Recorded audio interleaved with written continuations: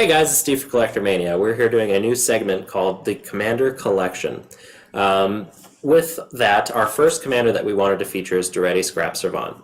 This is part of a cycle of 5 that came out in 2014. They are each monocolored. They are planeswalkers that can be your commanders, which are absolutely insane. They're great. I really hope they print some more of these.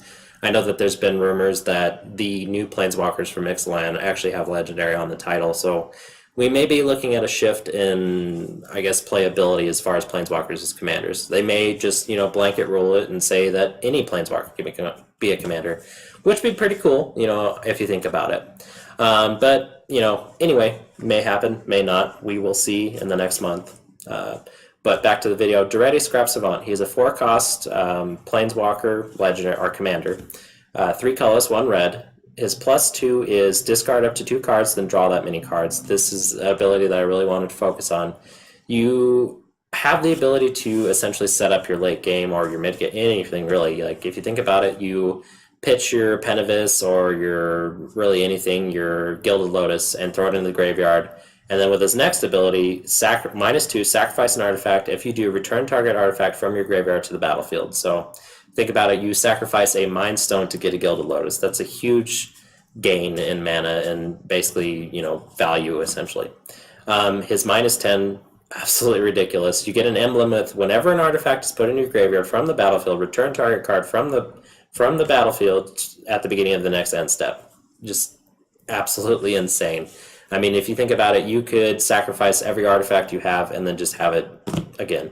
So any ETB effects, any extra value, like Dreamstone Hedron is a really good example. You sacrifice it for 3, draw 3 cards, it comes back, it's amazing. Okay, moving on into our planeswalkers, we've got Koth of the Hammer. He is a 4-cost planeswalker. His loyalty is set at 3. His +1 is untap target mountain. It becomes a 4/4 red elemental creature until end of turn. It's still a land. So if you think about it, it's a way to accelerate your mana and then create an attacker. I've also used this ability to animate one of my artifact lands just to get it, killed. Sometimes just to work with Daretti's abilities. -2 is add a red mana symbol to your mana pool for each mountain you control. Really, really, really good. It's funny, I was just thinking about this. I rarely use the ability, even though it's awesome, just because I want to get to that ultimate so bad. And the ultimate is -5, and if you think about it, it's a really easy number to achieve compared to most planeswalkers. Anyway, you get an emblem with mountains you control, tap to deal 1 damage to target creature or player. Like, that is backbreaking. If you can get that to go off, it's absolutely amazing. And I've seen Eric win quite a few games with it. I've won a few games with it as well. So that's Koth of the Hammer. Really cool planeswalker for mono red. Then we've got Chandra Flamecaller. She's a 6-cost planeswalker, 4 colors, 2 red. Her first ability, not too important to our deck, but creates some attackers. It's put 2/3/1 red elemental creature tokens with haste on the battlefield. Exile them at the beginning of the next end step. So, the 0 ability is really what we're after here, and that's discard all the cards in your hand, then draw that many cards +1. So if you think about it with Daretti, that's just a way to refill your engines. You just toss all those artifacts that you want to reanimate with Daretti and draw out a new hand, essentially. You can basically find anything that you need. The -X, which is her last ability, I don't really use that often. I know it can be useful just as like a small board wipe. I was thinking about like Avengers Zendikar, a really good way to get rid of all those tiny tokens, if you need to. So anyway, Chandra Flamecaller, probably my second favorite planeswalker in the entire deck. Really works well with Daretti. Then we've got the Big Mac Daddy, which is probably my favorite planeswalker in the deck outside of Daretti, and that's Ugin Spirit Dragon. This guy does it all. He is a powerhouse. 8-cost, which is fair if you think about it. 7 loyalty, which... Well, don't even get me started on that. His +2 ability is Ugin the Spirit Dragon deals 3 damage to target creature or player. Pretty useful. Can usually finish off, important creatures like, say, Seaborn Muse, stuff like that. You put a little bit of damage on them and then just finish them off with this. -X is really where we're at, and that's exile each permanent with converted mana cost X or less. That's 1 or more colors. So if you think about it, we were playing mono red mud, which is essentially just artifacts and some red spells to hold it together, is the way that I always think about it. So really good ultimate, can usually win you the game if you get to do it, because if you think about it, you've got a board and everybody else is lacking any permanence at that point. -10, which is actually pretty achievable. I mean, if you think about it, you just +2 twice or +2 once and then proliferate, and then you're there.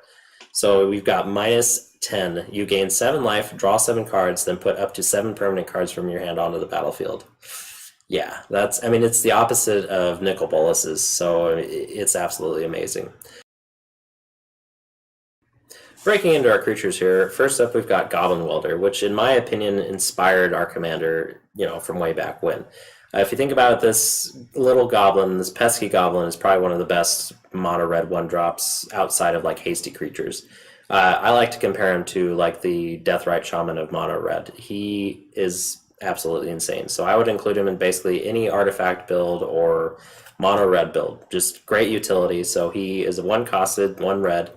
Goblin Artificer, 1/1. His text is choose target artifact a player controls. That's key there. And target artifact in that player's graveyard. If both targets are still legal as this ability resolves, the player simultaneously sacrifices the artifact and returns the artifact card to the battlefield. So if you think about it, if your opponent has a, I don't know, let's just say some random artifact like one of the anything. I wouldn't say Soul Ring because Soul Ring's really good, but a Mind Stone in their graveyard, and they have a Gilded Lotus on board. Is it better for you to just switch that Mind Stone into a Gilded Lotus? I would say so, because that really hurts your opponent a lot, and they've spent a lot of mana on that Gilded Lotus. Reverse, if you have the Mind Stone and the Gilded Lotus is in your graveyard, now you can swap those. So, amazing card. I highly recommend it. Then we've got an Etched Champion. This guy is mainly in here to protect Daretti. There are a lot of people that as soon as they see Daretti on the board, they're going to try and kill him. So having something that essentially gains protection from all colors just by you having artifacts on the board is really key. I know a lot of people have criticized me for having this card in this deck, but I actually think it makes a lot of sense. It'll stop a lot of damage from hitting any of your Planeswalkers, including your commander. Plus, Metalcraft is just cool, It's just a weird, interesting idea. And then we've got a Metalworker. 3 costs, 1/2. Really, really good card. Essentially, you look at your hand. For each artifact in your hand, when you reveal it, it counts as 2 colorless mana. So if you think about it, you can accelerate immensely with this guy. You reveal 5 artifacts, now you have 10 colorless mana to basically do anything you want. Most of the deck is artifacts, so you're going to be able to cast basically anything. We've got another really cool card, and that's Scarecrow. This is probably the best Scarecrow, I would say. Yeah. So it's a 3 cost, 1/2. First ability, sacrifice the Scarecrow, draw a card. So you can sacrifice itself, basically, because it's the only one in here. Second ability is 4, and then tap, return target artifact creature card from your graveyard to play. Think about what we're doing with the commander. We are pitching artifacts to the graveyard, so most of those are probably going to be creatures. So now you can just reanimate them for 4. So you start thinking about things like Penivis or anything like that. Yeah, you just swap them out. Now we've got a Silent Arbiter. Going back to our commander is a Planeswalker. Making it so our opponents are limited to 1 attacker is really good, because now you have a lot more options as far as dealing with that combat. So there's that. It in ways can slow you down, but really we're not that big of an attack deck. We are more of a pillow fort, and we're just trying to win through other means with Koth or emblems, anything like that. So Silent Arbor, really good card in the deck. I wish there was more of this guy, really, to be honest. Now we've got a Kodiltha Forge Master. 5 cost artifact, 3/5, really cool creature. Basically, you tap him, sacrifice 3 artifacts, search your library for an artifact card, and put it on the battlefield, then shuffle your library. So it's a way for you to get your anything. What am I thinking of? The one that gives everything indestructible. Darksteel Forge? Yeah, Darksteel Forge. Sorry. Thanks, Eric. You just go grab that from your library, put it into play. Now all of your artifacts are indestructible. So on and so forth. Stuff like that. And then we've got a more recent addition, Combustible Gearhulk. I actually had to go get a Masterpiece as soon as I saw this card. And I really like the Masterpiece work. It looks amazing. So 6 cost, 6/6, first strike. Really good stats. When he enters the battlefield, target opponent, or when Combustible Gearhulk enters the battlefield, target opponent may have you draw 3 cards, which most people do if they're smart. If that player doesn't, put the top 3 cards of your library into your graveyard, then Combustible Gearhulk deals damage to that player equal to the total converted mana cost of those cards. So, yeah, going back to Darksteel Forge, like, imagine pitching that off of this. Like, that person just took a ton of damage. Like, there are so many cards in here that are like that, so it's really risky to do have your opponent do the second choice, essentially. Really cool card. I love making copies of this. Yeah, mirror works. Yeah, yeah. Anyway, it's amazing. Then we've got Thopter Assembly. So 6 cost, 5/5 flyer, which is key here. We don't have a whole lot of flyers, so having something that can block, the Vampire Nighthawks and everything from hitting your commander is important. The big thing here is that at the beginning of your upkeep, if you control no Thopters, which, other Thopters, then Thopter Assembly returns to your hand and you put 5 Thopters onto the battlefield. Most of the time, you're not going to have any other Thopters besides this guy. So now you've turned your 1 flying blocker into 5 flying blockers, and you've kept the original one, so you can just play it again. Really cool card, really like it. It's bizarre how well it works most of the time. Then we've got another one of my favorites, and that's Penavus. So he's a 7 cost that enters with 5 counters on him. You can remove a counter to make a 1/1 colorless Penavite artifact creature with flying. Once again, flying is key. And then you can sacrifice a Penavite to put a +1/+1 counter on Penavus. So if you think about it, you chump block with the token, you sacrifice it, in response, and then you put the counter right back on him. So he's a way to make essentially infinite colorless flying blockers for your commanders. Really cool card. I think it's underplayed in a lot of ways. I don't think a lot of people will even pay attention to this guy, but he's a powerhouse. Then we've got a Platinum Imperium. Going back to our Pelifort aspect of the deck, this guy is key. He's an 8 cost, 8/8 that says your life total cannot change. So prevents you from losing to a lot of infinite combos like the Blood Artist kind of stuff, or even like Landfall, like Omnath damage, anything like that. Really cool card. Really like it. It's another one of those that you pitch early and then just reanimate, with Daretti's ability. Think about it, you're paying a -2 for an 8 cost monster, so really cool card. Okay guys, now we're breaking into the meat of the deck, and that is the artifact section. First up, we've got Mana Crypt. This is a 0 cost artifact that taps for 2 colorless mana, which is absolutely insane. It does have the downside of dealing you 3 damage at the beginning of your upkeep if you lose the flip of a coin. Really, I've played with this card a lot, and I have won the flip, I don't know, probably 70% of the time. If you think about it, it's chance. It's 50-50 chance. And really 3 damage for this much acceleration for 0 mana is really, really good. So Mana Crypt. I recommend picking up your copies now.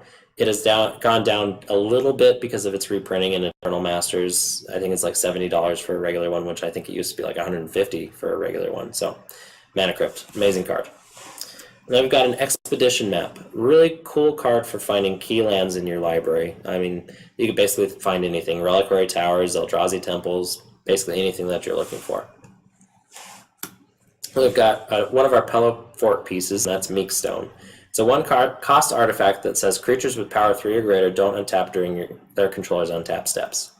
If you think about it, as we've talked about with this deck, we are not a combat-oriented deck at all. We're not looking to do a whole lot of combat damage. I mean, if we have to win that way, we can, but it's really not our focus. So if you think about it, it stops people from swinging their 10-10s at you, because now those guys are just going to be tapped. So there's that. Meekstone, great card. Really good to get early game, because, if you think about it, it's a 1 cost artifact that you can sacrifice at any time to Daretti to get something out of the graveyard. That's way better. So then I've got a Scroll Rack. Great for just cycling through your library, just burning through all your cards, because in a lot of ways this is a graveyard-oriented deck, and being able to swap the top of your deck out for a hand that may not be that desirable and just grab a whole bunch of stuff that you want to get to your graveyard with Daretti, it's really valuable. So there's that. Now we've got another one of our Pelifort pieces, and that's Winter Orb. It's more of a tax than a Pelifort, I guess I'd say. So it really just slows your opponents down on their acceleration. A 2 cost artifact, as long as Winter Orb is untapped, players can't untap more than 1 land during their untap steps. So yes, it affects you as well, but really, if you think about it, we are an artifact deck. Most of our mana is going to come from our rocks anyway, and then aside from that, most of our mountains are going to tap for like 3 or 5 or whatever. I've gotten all the way up to 6 at one point just by copying things, so it doesn't really hurt as much as our opponents. Having the monocolored deck we have an advantage that way. And then we've got a Crucible of Worlds. Key artifact in here, there's one really strong synergy that we'll get to in the enchantments that I absolutely love, but mainly this is here for, we're going to be pitching a lot of lands early game with Daretti. You know, you have 4 lands in hand, you pitch 2 of them, hope you draw another one, and get some crazy artifact. So really a lot of synergy there. Crucible Worlds, another really expensive card that is pretty hard to get a hold of, but I recommend picking up pretty soon probably because I think the prices are on the rise. Now we've got an Extra Planar Lens. This card is absolutely bonkers. It's got Imprint, which is an awesome ability. I don't think they've done it since the first time they did it. Anyway, when Extra Planar Lens enters the battlefield, you may exile target land you control. Yeah, that's a huge downside because you're essentially losing a land. But whenever a land with the same name as the exiled card is tapped for mana, its controller adds 1 mana to his or her mana pool for any type that land would produce. So if you think about it, that's amazing. If you think about it even further, we're running snow-covered mountains. So most of the time this card would actually help our opponents, but most of the time now it does nothing for our opponents because we're running a particular set of lands that I don't think they'll ever reprint again or anything like that. I don't think we'll ever see them. So really cool lands. I recommend getting a hold of snow-covered lands, mainly for cards like this. But Extra Planar Lens helps you accelerate your mana tenfold. Really cool card. Then we've got an Unwinding Clock. Obviously, once again, we're playing a ton of artifacts, so being able to untap them, you know, at the beginning of each turn is really, really good. So yeah, not a whole lot to be said there, but this is powerful. Then we've got another one of our mana doublers, Gauntlet of Power. Really cool card. I actually picked up the Masterpiece version. I love the way this card looks. It's absolutely stunning. But anyway, as it enters the battlefield, choose a color, which is always going to be red for us. Creatures of the chosen color get +1/+1. Not too important for us. Most of our creatures are colorless anyway. But whenever a basic land is tapped for mana of the chosen color, its controller adds 1 mana of that color to his or her mana pool. This one, unfortunately, does help our opponents no matter what we do. But think about it. You're accelerating. You're happy. Doesn't really matter. Awesome card. And then we've got one of my favorite artifacts in the deck, and that's Memory Jar. This is a really fun way to screw your opponents up. I mean, this is like a control player's worst nightmare, because if you think that, you know, they think they're going to do something, and then you just throw a wrench in their plans. Especially if you do this at the beginning of their untap step, you just Memory Jar, and it's just like, oh no. Because basically all their plans just went out the window, and now you're doing what you want to with your deck, because you're putting a whole hand into the graveyard, and then you still have a hand after it. So really cool card, really like it. Then we've got a Mirrorworks, another one of my favorite artifacts in this deck. You basically just make a copy of anything. I love making copies of Wormcoil Engines. Like, that's probably one of my favorite things to do, because then you're just like, well, I'll swing at you with this one, keep this one for blocking. Yeah, and then when that Wormcoil token dies, you still get the 2 tokens. I mean, there's no downside to it. There are a ton of other things to copy with this, like anything really, if you think about it. Mind Stones, Gilded Lotuses, Extra Planar Lenses, yeah. Gauntlet of Powers. As I talked about before, that's how you get to like each land tapping for 6. You start copying things. Yeah, Mirrorworks. A new addition, Paradox Engine. I'm still kind of feeling out how important this is for this deck. I know that we just talked about the Unwinding Clock and being able to untap your artifacts, but I kind of find it lackluster. It's kind of weird. I don't know. I'll have to do a few more playthroughs, but Paradox Engine's a great card, and it's amazing for artifacts. I just don't know if this is the right fit. We will have to see, though. And then we've got a Contagion Engine, which is an argument to keep Paradox Engine in, really. One of my favorite things to do with this deck is to get to that Daretti Ultimate, and this is a way to get to that Daretti Ultimate. If you think about it, you're holding back a ton of your mana for essentially artifact spells and stuff like that. If you can get your rocks or your lands, up to where you're producing an excess of mana for your turn, which is essentially, we're not playing a whole lot of instants, I'll be honest. So being able to activate abilities like this, if you think about it, somebody swings in and they think they're going to take care of your Planeswalker, then all of a sudden you put 2 counters on it. That's a win in my opinion.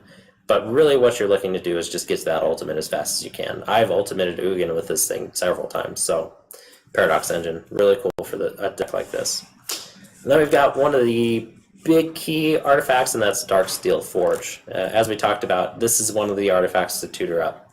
This makes your entire board indestructible, essentially. I mean, so really, you have no cares in the world at that point. So, Darksteel Forge. I think this is, it's not too expensive of a card, but definitely is up there. I think it's like $12-something. I would pick up your copies if you're doing any artifact build, because it's colorless. It'll go in anything. Shroom, it'll go in like Brea, it'll go here. Yeah, really cool card to pick up. Okay, moving on from artifacts, we've got our enchantments. First up is probably my favorite red enchantment of all time, and it took a while for me to even find this because Eric showed it to me and was like, this card's ridiculous. This is probably the primary reason we're running snow-covered lands, aside from like extra plane of lens, stuff like that. So it is a 3-cost enchantment that says pay 0, sacrifice a snow-covered mountain. No creatures deal combat or deal damage in combat this turn. There we go. That ability is absolutely insane. You have a fog tied to an enchantment that you can just activate at any time. It leads into that tie-in of having the Crucible Worlds. Like this and that, you have no cares about combat damage at that point. I've sacrificed 4 lands, in a turn cycle and not cared. It just, well, actually it would have been 3 lands because 4 would have been me. Anyway, I've sacrificed all 3 lands, just avoiding combat each turn, and I just didn't care about it at the end. I mean, my lands are usually tapping for more than they should anyway. I usually have a ton of mana rocks. I've gone to 0 lands before and just been fine. So, really cool card. I would recommend playing it if you're playing snow-covered lands. I know not a lot of people go as far as like dual color snow-covered, but I've seen a few. I mean, it's possible. It works, with extra plane lens, stuff like that. So anyway, Glacial Crevasses, it's one of those hidden gems. Love it. Artwork's pretty cool too. You've got some ominous looking eyes poking out at you from like some snow cave. So what a wacky time in Magic, really. I mean, gosh. If they ever return there, it's just going to be like a field day. So anyway, our other enchantment that we want to talk about is Pia's Revolution. It's a 3-cost enchantment that actually just came out recently. It says, whenever a non-token artifact is put into your graveyard from the battlefield, return that card to your hand unless a target opponent has Pia's Revolution, deal 3 damage to him or her. So this is the Athreos of artifacts. It's absolutely amazing. I've done so many crazy things with this card. If you think about it, if you are running Daretti right, you're sacrificing like 3 or 4 artifacts in a turn, and if you direct all that damage at one person, usually you're going to get some of those artifacts back. And whether it be, your Mirrorworks, your Mind Stone, your Gilded Lotus, it doesn't matter. It's all value because you're essentially drawing that card again. So Pia's Revolution, really cool card. I happen to pull a foil of it, which I'm really happy about. I mean, it's a cool card. Looks gorgeous, really. Ready? Yep. Okay. So I'll be honest, there's not a whole lot of instant and sorceries in this deck, which kind of makes sense. It's artifact focused, more permanent based. But there were a few that I wanted to spotlight here. As far as instants go, we've got like Chaos Warp and other things like that. The big one is Volcanic Offering, in my opinion. This card is highly underplayed. It does a lot for the 5 mana that you spend into it, so I'll read it for you here. It's destroy target non-basic land you don't control, so Gaia's Cradle, and target non-basic land of an opponent's choice you don't control. Hopefully somebody's working with you to get that Maze of Ith, so on and so forth. There's a ton of targets for this. And then past that, which honestly is good enough on its own, it has Volcanic Offering deals 7 damage to target creature you don't control, and 7 damage to target creature of an opponent's choice you don't control. So if you think about it, it's handling threats all the way across the board. For 5 mana, I think it's very well worth it. I've dealt with so many problems with this. Like, Seaborn Muse is a plague, and, it used to be, the other one, whatever her face is, I can't even remember at this point.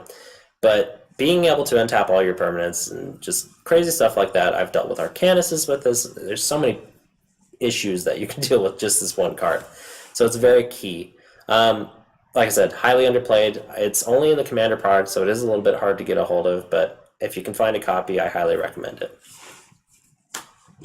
Okay, so quick break. So sorceries, interests. Okay, let me change that. Okay, so we're ready on the sorceries. So from our instant, we've got our sorceries. Ones I featured here are really, really good, and I highly recommend them if you're doing any build close to this.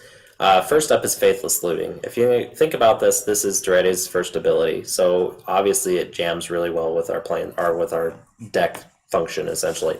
One cost, red spell, sorcery, draw 2 cards, then discard 2 cards. What more do you really need? But wait, there's more. It has flashback. So not only can you do that turn 1, you can do that turn 3. Really cool card, highly recommended. Any kind of graveyard strategy. I know I throw this in like Rakdos decks. I throw this, yeah, basically anywhere it fits. And then we've got a Madcap Experiment. Now, this can be a little dangerous. So essentially it's a 4-cost sorcery. Reveal cards from the top of your library until you reveal an artifact card. Put that card onto the battlefield and the rest onto the bottom of your library in a random order. Madcap Experiment deals damage to you equal to the number of cards revealed this way. So I have had this go really bad before. I have revealed like 10 plus lands off the top, well, not just lands, but non-artifact permanents off the top of my library and taking that huge chunk of damage. But I have had the opposite happen where I flip into a Darksteel Forge. You know, it's all chance, and I really think it just adds a little bit of fun to the deck. It's a little bit of chaos, and you know, it's mono red. It's got to have that little bit of element there. So Madcap Experiments. I also got a foil of it in the pre-release. That's mainly why it's here, because it's really cool. So there's that. And then we've got probably the most powerful instant and or sorcery in the entire deck, and that's Scrap Mastery. So it's a 5-cost sorcery that says each player exiles all artifact cards from his or her graveyard, then sacrifices all artifacts he or she controls, then puts all cards from he or she exiled this way onto the battlefield. So it is a living death for artifacts. If you think about it, unless you're playing against like a Shroom player or anything like that, this is really only a benefit to you. I mean, even if it was worse and it was more like living death and everybody was playing artifacts, I still think it's a huge benefit. Yeah, really cool card. Only available in the Commander product as far as I know. I would get a hold of my copies as soon as you can, because eventually this might be one of those $20 cards just because of the scarcity and how popular it is for that build. Okay guys, now we're on to the tail end of the deck, and that is our land section. This probably has more feature cards than normal. I know that when we just did my Kozilek deck, there were a ton. This is kind of in between that. There are a few in here that are really important, and I really wanted to spotlight them for a second here. First up, we've got Buried Ruin. This is a land that taps for colorless. It has pay 2, tap it, sacrifice Buried Ruin, turn target artifact from your graveyard to your hand. So if you think about what we're doing, it's really important, especially if your commander just keeps getting blown up, or you know, you can't seem to keep an artifact on the board. This is a way for you to kind of like, almost like a backup plan, I would say. And it's a land, so most people aren't going to pay attention to it, and it just taps for colorless, so really useful tool in your library. Then we've got a Darksteel Citadel. I almost said Forge.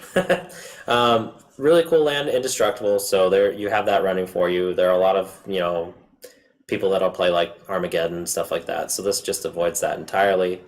And it's an artifact, so you can sacrifice it to get something from your graveyard back to play.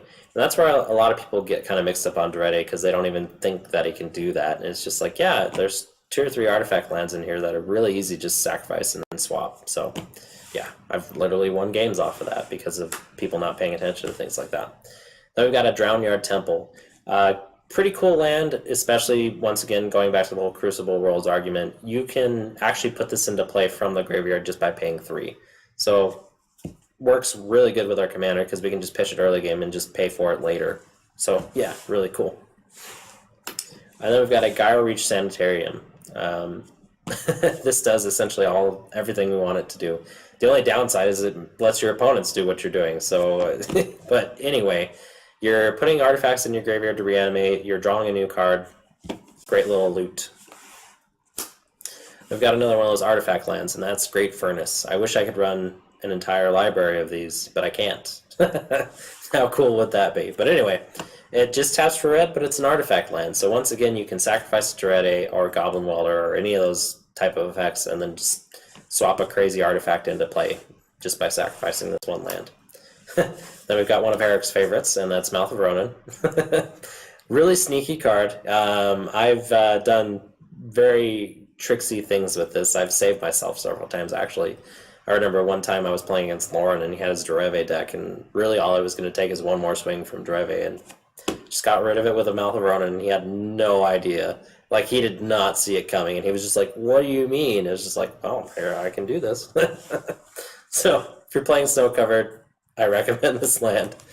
Then we've got a Mystifying Maze. This is the less efficient but more efficient Maze of Ith in a lot of ways, because it does tap for mana, which Maze of Ith has that downside, but it costs 4 to activate as far as preventing damage. So, honestly, it's really hard to hold up most of the time, but if you have like a key threat, like there's a Prosh player, just by having this up, you can dissuade them from attacking you, and then you can send all that Prosh damage to one of your opponents. It's really helping you that way.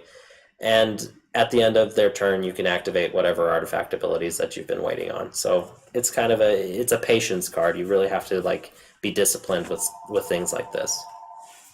Then I've got a Terrain Generator. Really cool card. Helps you accelerate in a color that doesn't really accelerate well with, well, actually it does now, but didn't used to really accelerate well in lands. So I recommend it for basically any monocolored deck, because it has that tap, or pay 2 and tap. You may put a basic land card from your hand on the battlefield tapped. So just a nice way to accelerate. Then we've got kind of a secondary win condition, and that's Valakut the Molten Pinnacle. If you think about this as another argument for Crucible Worlds, like it just helps you deal that extra bit of damage to finish people off.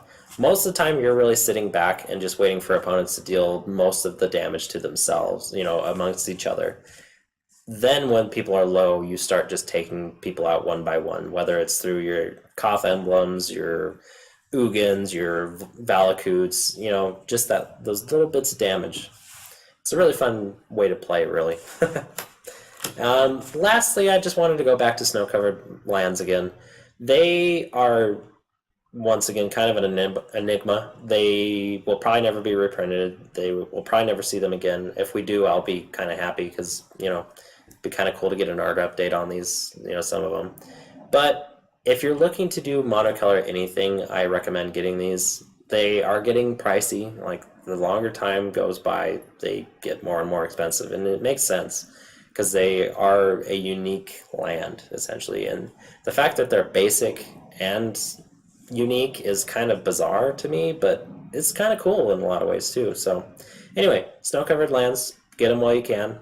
And yeah, with that, that is the deck tech. I really hope that you enjoy this new segment that we're doing. And we will see you next time. Thanks, guys.